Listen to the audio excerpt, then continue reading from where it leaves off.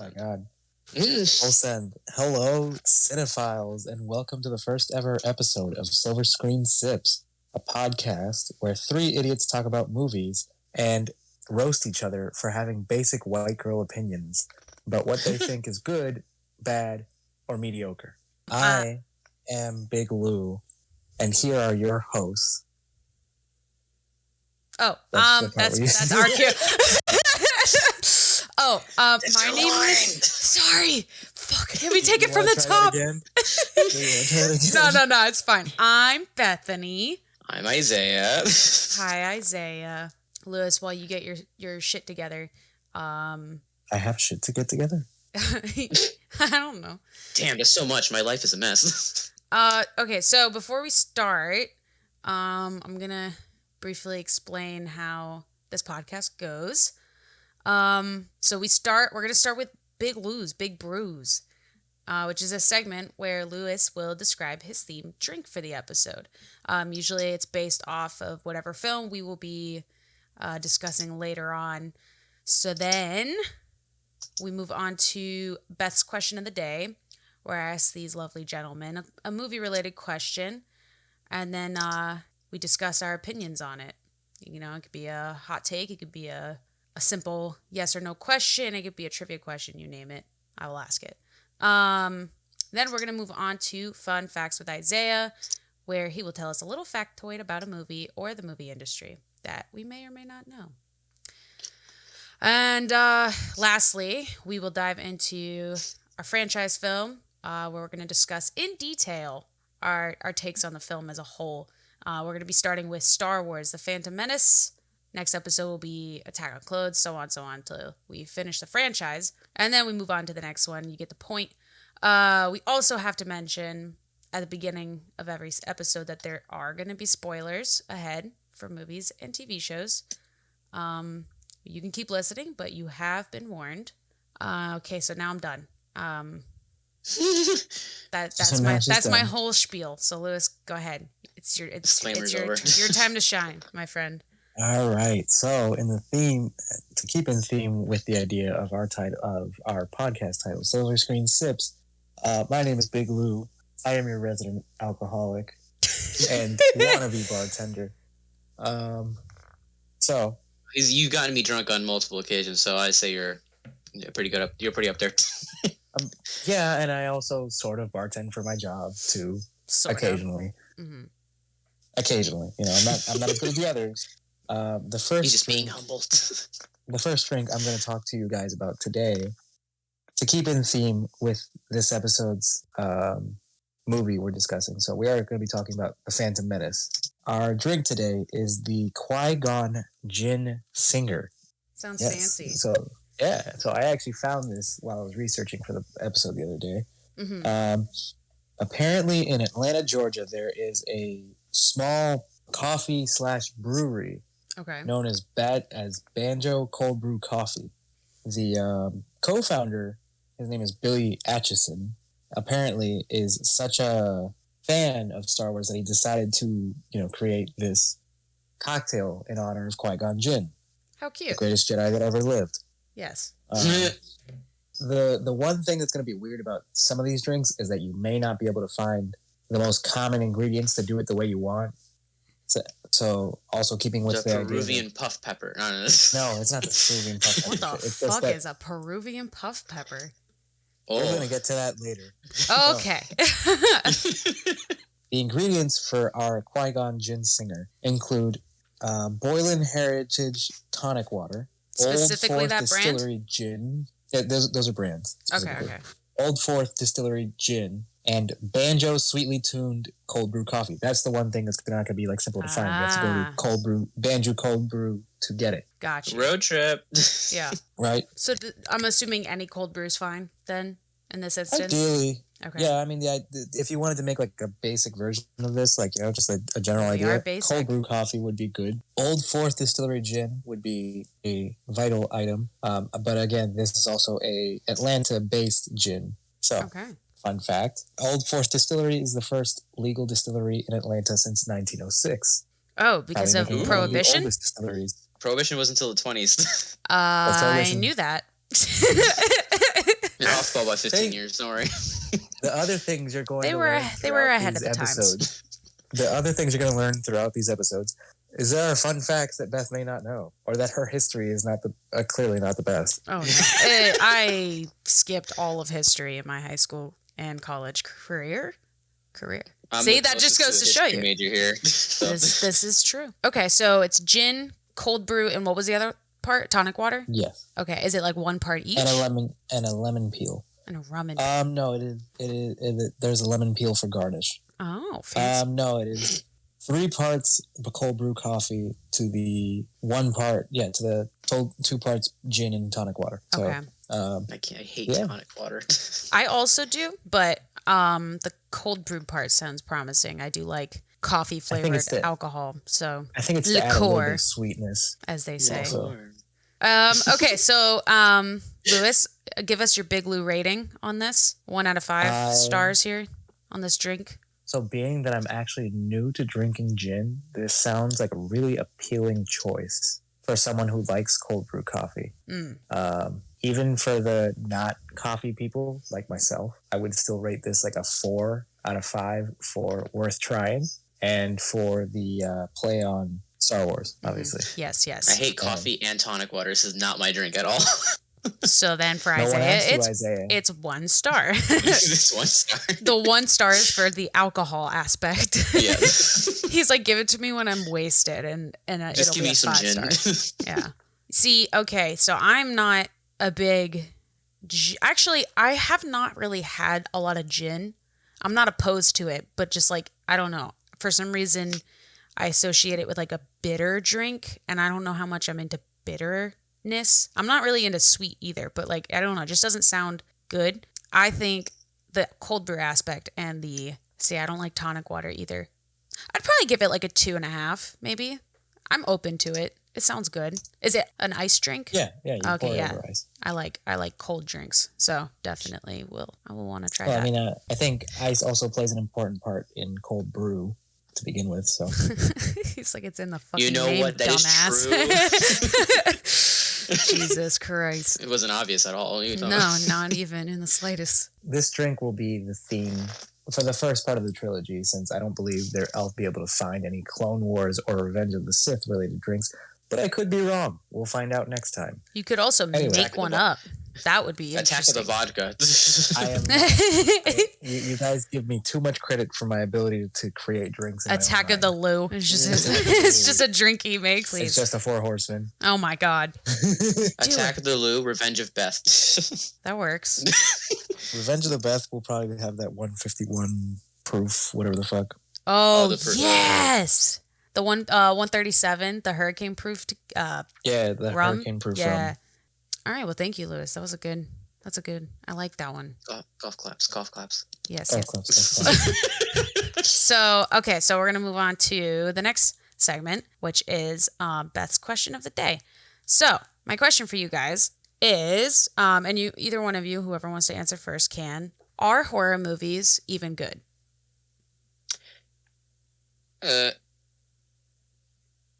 The silence is definitely... I really liked the silence. Overall, like, so, if we're talking about Isaiah.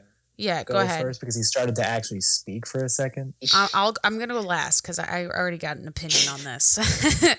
Okay, Isaiah, let's hear it. Well, when you say that, because overall, horror, there's a lot. Do you mean horror like as a genre, like the whole thing, as like horror even movies. A subgenres included and all that kind of stuff? Yes, like slasher films, ghost movies, gory, like Saw, all of those. I don't know. Like, I think horror movies, I think it serves a purpose depending on what you're trying to do.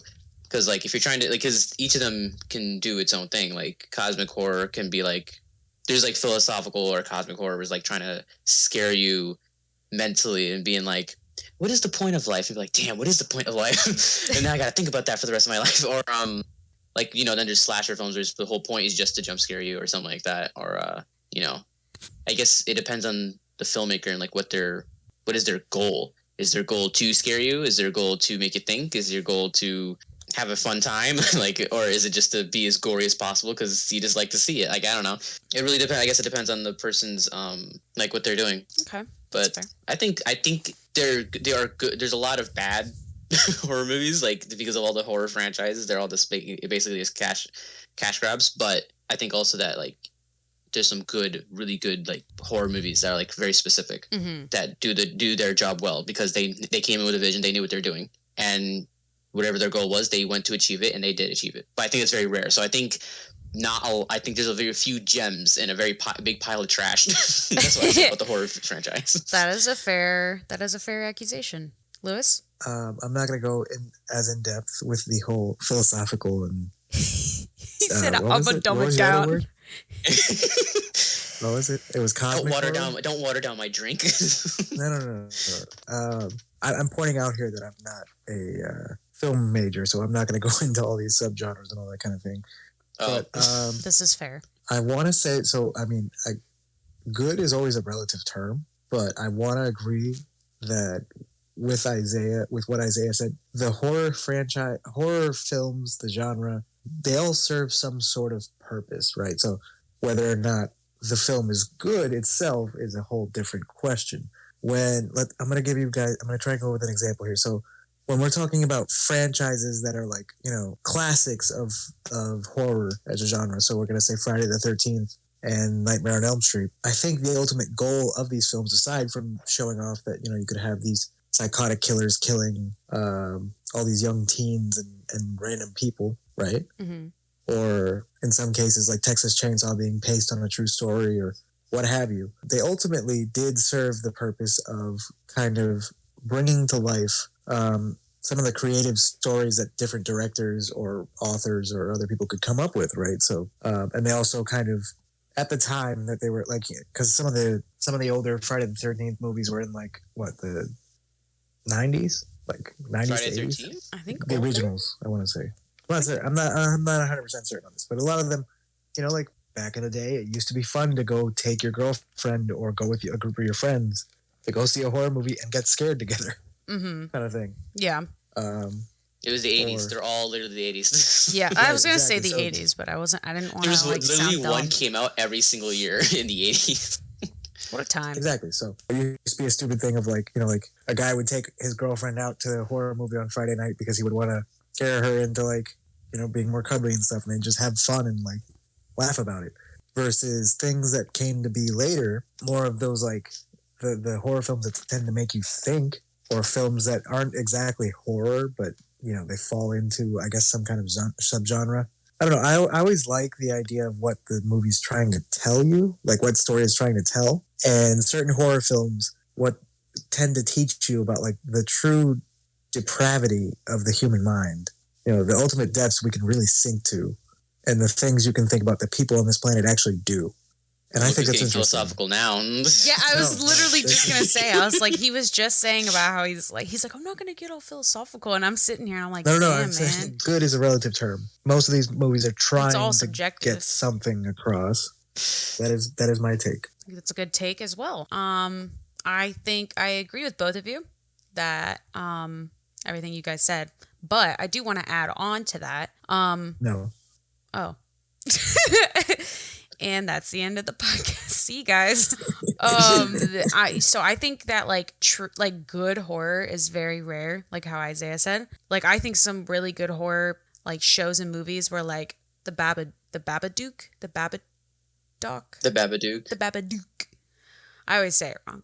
Haunting of Hill House is also amazing. Hereditary, Midsummer, lots of good. Those are very like psychological thrillers along with horror. It's like a nice little mix. I do think that remakes, in my opinion, are like killing the industry. Like there's so many new Michael Myers movies. There's so many. Now they just came out with another Scream. I'm just like, why don't we come out with some more like unique ideas here? Because like that's what's gonna draw me to to go to the theater. It's like, ooh, here's something I've never seen before. Whereas with like all these remakes of a bunch of different horror movies, I'm like, okay, I've seen this before. Nothing new really catches my eye here.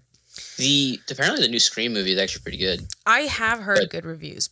Because it's not a remake actually. It's like they pulled a Halloween where basically they just nixed every single movie in this franchise and said the first one's canon and this is a direct and then they're like, that's it. That's all you need to know. That's what I wish they would do with the Star Wars 7, 8, and 9. Just nix them and redo them again. Well, if you wanted a spoiler on her reviews for the franchises, for the next 3 episodes. We'll get more in depth on that in episode 7. Another thing I want to say is that I think if you're going to do a horror movie, at least this is for me, because I've gone to the movies with a lot of people before with like horror movies and stuff, and they're like, oh my God, that was so scary. And I'm like, was it? I don't know if like you're just desensitized. Well, yeah. But that's another story. I think it's just I can see the cliches coming. Like all of the I know when there's going to be a jump scare, or I know when there's just a lot of like, oh, I heard a noise in the dark. Let me go explore it. I'm like, well, obviously something's going to pop out. So I kind of like psych myself out. Like, okay, I know something scary is going to happen, and then I don't get scared. So I don't know if anyone else does that, but I feel like I can't enjoy horror movies. I love horror movies. That's like my favorite genre. But like, I just feel like I cannot. It's very rare that I actually truly get scared watching a movie. I'll get disturbed. I'll get fucked up mentally. And like scarred. I'll be mentally scarred, but physically, it's not doing it for me. But like, it's very rare that I jump. I think the only like couple movies that I really was like genuinely like scared, like goosebumps kind of scared, was The Babadook and Conjuring 2. And I think Haunting of Hill House made me jump at one point, and I was like, damn, you got me. Good job. Can you guys name 3, just shout them out. Don't think too hard about it. Name 3 like terrible recent horror movies. Oh, hello, Lewis. Ready, recent? Go. Yeah, like relatively recent. Like in the last like 10 years. So I'm talking about like not like old movies, because most of those are really cheesy. But I'm talking about like 20th century, 21st century horror movies. The Conjuring 3? Bad ones. Good answer. I was going to say that. I don't watch horror movies, so I can't really say. Come on, Isaiah. I know your answer. Okay, so there are specific... talking about Malignant? Yeah. Yes. There are specific Saw films in the entire franchise that are fucking horrible. Oh, yes. As far as the Saw franchise goes. What's your favorite Saw? I haven't watched all of them. I know that Oh, no. You gotta watch it. I literally binged them in like 3 days because I'm a fucking psychopath. But I love Saw. I haven't. Which one's your favorite? The second one. Is that the one in the house? Yeah, I mean, yes. I mean, yeah. There's a lot of houses in that series, but I know what you mean. Yes. Sorry, the girl gets tossed into a pit full of needles, right? That's the part that really got me. That was the part where I was like, ugh. None of the other traps. That was the one, like, out of all of the traps in Saw, that was the one that made me feel the most pain, because it was something realistic, you know? Trigger warning for Isaiah, blood and gore. And also, since we've already said what happened, so for context, and if you're not going to watch the Saw movies, and this is a spoiler for you, I don't really care. It's been like 20 years, okay? You should have seen them by now. There is a scene where the remaining members of the people, trying to find their way out of this trap and survive, there is a large pit full of used hypodermic needles in a room, and it has a key, right? And they need that key to unlock a door. This ex-con asshole grabs this one girl and just tosses her into the pit. Yeah. And, it's a very... Basically, like, forces her to, like, get the key, and she's just getting stabbed over and over again with needles as she's, like, crawling through the pit. I'm not uncomfortable at all. Oh, Isaiah, I'm making you watch the series. Scene. It's so good. Overall, it's a very gruesome scene. Yeah. But I also think it's actually very well done, and there's a lot of important subtext to it, I guess. I think that one, that not only was that trap the reason why I liked it, but just like the overall story arc was good. I was like, oh shit. And then after that, it kind of became repetitive. It was just like, oh, okay, all right. But yeah, the second one was definitely my favorite. I think it was 3 or 4, but there was one where like the traps were inescapable. Yeah, I think that was, I want to say that was 3, but I could be wrong. That one was interesting too. No, I mean, like that was one thing though I didn't like in that one was the traps were inescapable. And I realized that was by design of the story of where the story was. But Yeah. One of the horror movies I wanted to add in was Crawl. Yes, because we all three saw that together, and it was so bad. Crawl is not. Listen, anyone listening, Crawl is a documentary about living in Florida. I was about to say, for anyone listening, we all three live in Florida, and that movie was so hilariously not like, I guess, stereotyping Florida, but it was so funny because it was like, yeah, that's Florida, us. Man. Alligator in the shower. What else is new? It's sporting at 83% on Rotten Tomatoes. No way. That's the reviewer score. I have no respect for Rotten Tomatoes scorings. I don't listen to them at all. It's weird. There's so many movies out there that have like the best ratings, and I'm like, this is the worst movie to ever exist. There's a way you have to understand how the rating system works for Rotten Tomatoes, because it's all it's a percentage based on everybody's reviews, and there's the audience one, and then there's the reviewers one, right? Now, you can't ever look at it for comedies or horror movies because they never make any damn sense. Because obviously the reviewers are like, well, this isn't funny, it didn't do anything cinematic and stuff like that. I'm like, yeah, it's a comedy. I'm not here to look. I'm here to laugh. Mm-hmm. So the Rotten Tomato score on a comedy is always going to be low, even if it is really good. But when a Rotten Tomatoes gives a comedy like a high score, it's going to be like, oh crap, this is pretty good. They must be pretty good if Rotten Tomatoes is going to give it a high score. What is Don't Look Up's rating? Clickety clackety clickety clackety. 56. That's right. Okay. Makes audience score 78. Jesus. I don't know. I haven't seen it yet, so I'll leave that to later. Watch it and let me know next week what you think. Yeah, give me 2.5 hours of fine in the week. Yeah. Okay, so Isaiah, since we kept talking, it's up to you now. It's your time. Give us your fun fact. My fun fact, I actually have a lot. I went deep. I went really far. Oh boy. Well, give us two. Two? I have more than two. give us like one at a time so we can react. I'm ready. All right. Now, a lot of these most of them are going to be based around Ewan McGregor because he's probably my favorite part of the prequels. Oh yeah. So a lot of them are just Ewan McGregor based. I love them. As they should be. Mm-hmm. Thank you. Yes. So first one is during filming, Ewan McGregor made lightsaber noises. I'm pretty sure this one's known, but he made lightsaber noises as they were dueling, and George Lucas had to explain that the sound effects were going to be added in post, so he didn't have to do those noises. And he was like, he was like, I keep on getting carried away. I'm sorry. I mean, honestly, I would do the same thing. Ewan McGregor is a blessing. Your appreciation for Ewan McGregor after all these is he was the most giddy, just I'm so excited person to be here. He's just I'm just here for the ride, man. I'm so happy. He was so excited, and it shows in all these facts. He's got a golden retriever energy. Yes, he does. He said apparently after the movies came out, he said he recalled that his performance of the films. Well, the first film was consisting of him just walking into rooms and looking up. He just had he looked at a lot of ceilings a lot. Yes, 100%. Have you guys seen that YouTube video? The edit of him and Anakin, and it's like a Drake and Josh remix. Yeah. It's it is so good. I will send it to you guys. It's hilarious. Done so well. But continue. Sorry. I just had to throw that out there. So, Ewan McGregor, Sir Alec Guinness, the original Obi-Wan from the original trilogy. The man himself. The myth, the legend. Ewan McGregor, he studied him in all of his mannerisms and how he spoke and all that kind of stuff. He even got a coach to assure his accuracy to how he spoke. The man was dedicated.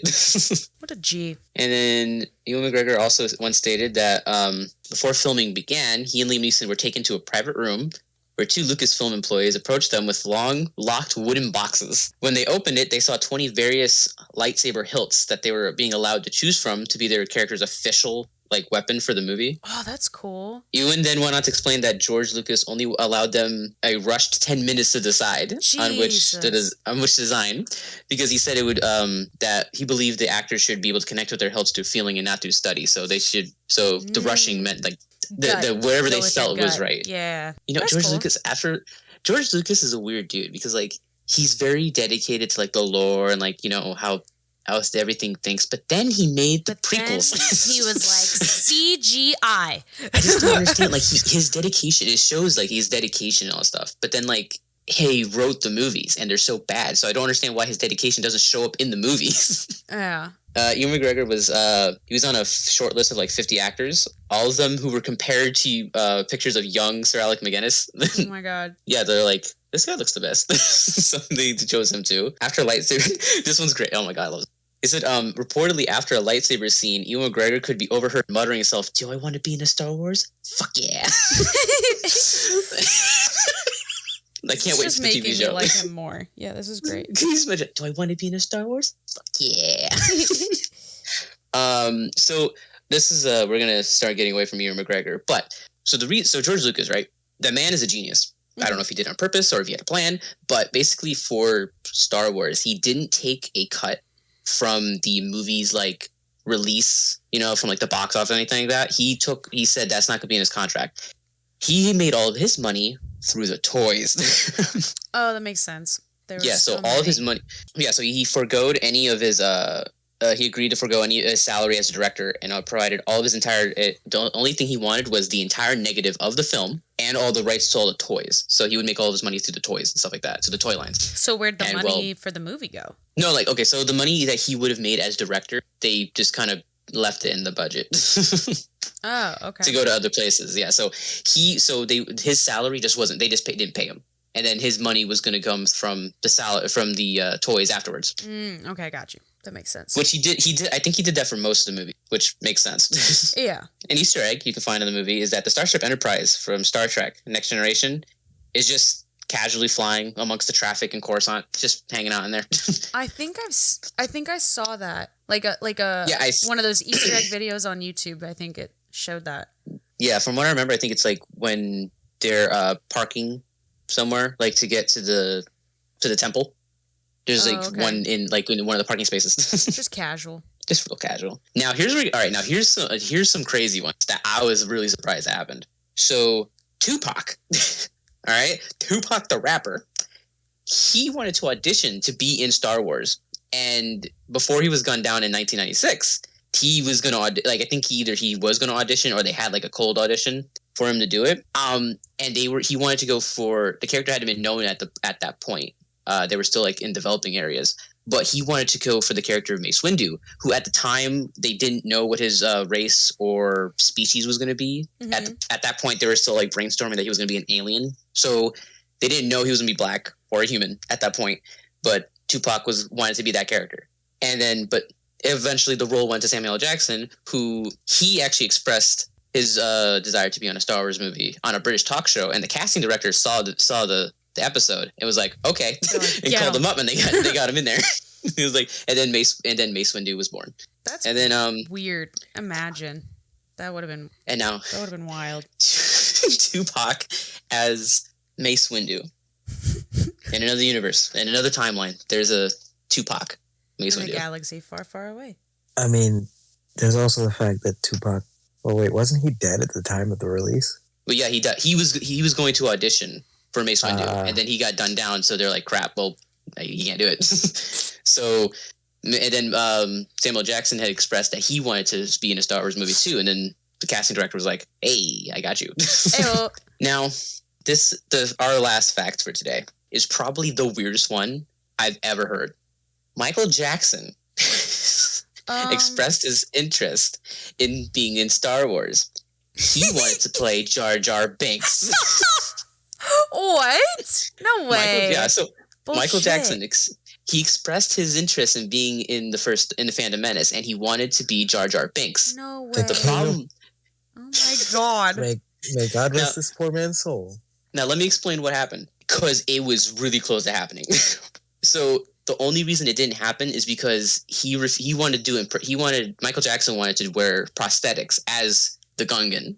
But George Lucas said, no, he wants to do it CGI. Because Michael Jackson says, I've done prosthetics, I did Thriller. And George Lucas said, hell no, we're doing CGI. And because of the creative differences, they said, all right, well, I guess it's not going to happen.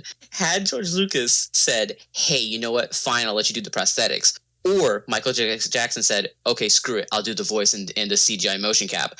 Michael Jackson would have been Jar Jar Binks. Meet Jar some Jar Michael Binks Jackson. No, shut up. Jar Jar Binks would have been dancing on screen and all of a sudden gone, Shamona.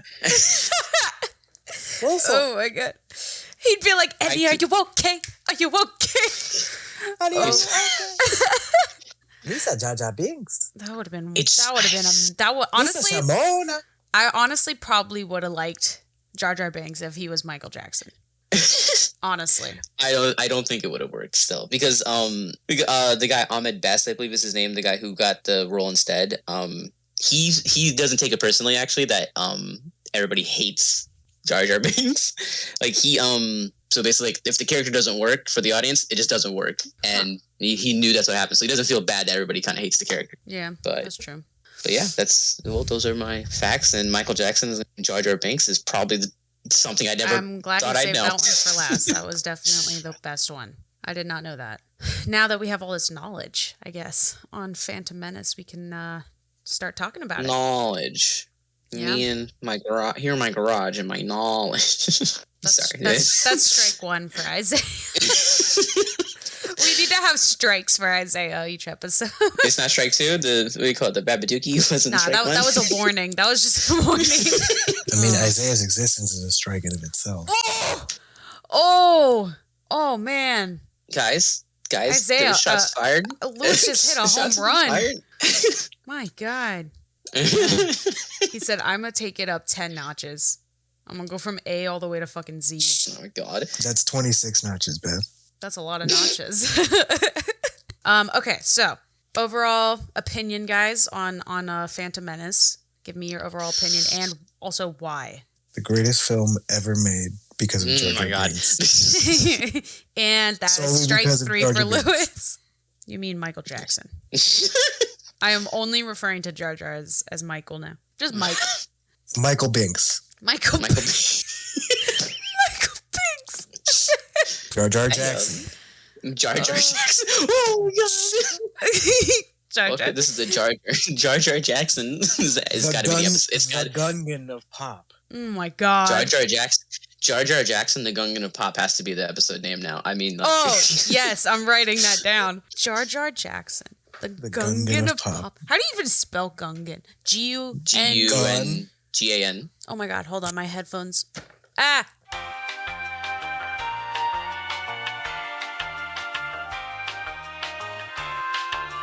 Actual opinions of the movie. For as far as sentimental value, it holds that special place of this was technically the first Star Wars film I ever saw. I saw it in theaters, which is again showing my age. And it was one of the first films I remember ever seeing with my dad. Not Star Wars in general, but just like movie in general. It was the first film I remember from my childhood seeing with my dad. And then at the time when it came out, my dad was like sitting there in the theater with me, and the opening credits start to like roll. My dad says to me, when I was your age, I also watched Star Wars. I was like, what? You're like, oh my God. Yeah, so like I was saying, it holds that special like sentimental value and like memory and whatnot. But as a film, as much as I like to say for fun that it is the greatest movie ever made, it is probably the 4th worst film ever created in the Star Wars franchise. Only behind 7, 8, and 9. That's a fair opinion. What's your score of the movie? The 1.5. Out of 5, please. Out of 5. 1.5. Yeah, we can't count higher than 5. No, actually, you know what? I'm gonna 1.75. Oh man! All right. Oh, we're getting decimals here. All right. All right. Well, over here in not La La Land, we do. Wow. We do 1 star or half stars. All right. So my opinion of the movie is that is what made this movie. It's all smooth brain. Nothing's good about it. I don't like it. Is there anything good? There's only 2 redeeming things, and that is the Gungan of pop. Mm-hmm. Yes. Okay, 3 redeeming things. There is there's that. There's The Duel of the Fates by John Williams and Ewan McGregor. That's it. Oh, and Liam Neeson. Liam Neeson should have survived the whole freaking trilogy. God, I hate that he killed him. This man, the ultimate Jedi. Anyway, but yeah, that's unfortunate. However, Cosmonaut Variety Hour, he explained it as in that John Williams probably saw the movie and was like, I gotta save this somehow. This is so god awful. And then he made that banger soundtrack for Duel of the Fates. And that's the only good thing about the movie. It's like, I gotta save it. So, and my thing is, I think I get 1 out of 5 stars for this movie. I personally do not like it. Okay. That's fair. That's also fair. I would also think I would rate it a 1 star, I think. Because I'm basing it off of all of the Star Wars movies, and it's definitely no. I'm gonna give it a 1.5 because there's worse. There's definitely worse. Sorry, I changed my mind. It's a 1.5 star because out of all of the movies in the franchise, it's definitely not the worst episode. No, that's the whole point. The whole point is that your personal rating as it's on its own, and then you can do the rating with. All right, it's a 1. I'm glad we all could agree. I think except for Lou. I understand the nostalgia because, like, as a kid, growing up, I also loved watching the prequels specifically. As a kid, I hated 4, 5, and 6. I shouldn't say I hated. They were just the boring old films to me. But as I've grown up, I've started to lean more towards 4, 5, and 6, and I think of 1, 2, 3 as more like nostalgia, like like especially like episode 3 because I used to watch that one on repeat. But yeah, episode 1 was definitely my least favorite out of all of them because it was just very like slow moving, very boring, and also the midichlorian thing. Don't get me started on that. I thought the Duel of the Fates music, great, beautiful chef's kiss. I think though that Darth Maul, that fight, honestly, not as entertaining to me as the pod racing. I don't know why. Oh, God. I really like the pod racing, man. There's just something about it. There's this freaking arcade around here that has a pod racing arcade game. And, like, you can actually sit in the freaking pod. And you have the controls that go forward and backwards. Like, the whole entire handlebar goes forward and back. It's almost impossible to do it. It's so hard to play the game, but it's so fun because I'm like, now this is pod racing, but God. it's good. That's pretty much it. Okay, so that's everyone's reviews then. Actually, what do you call it? Do you like NASCAR?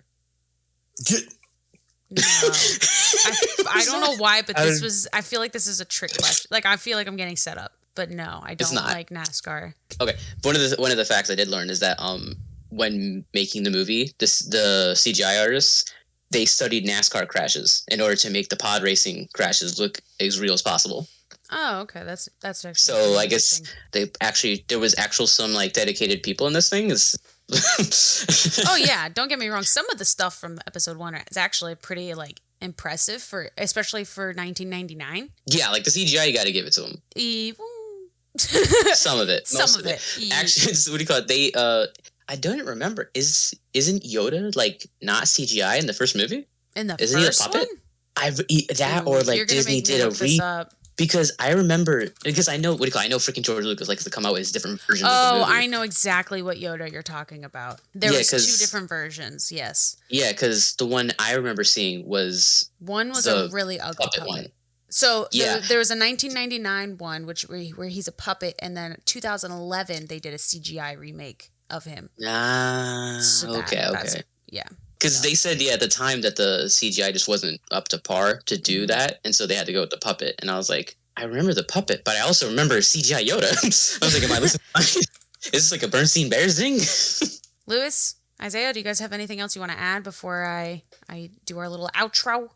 The Phantom Menace was the greatest movie ever. Oh my God. All right, well, thanks for listening, guys.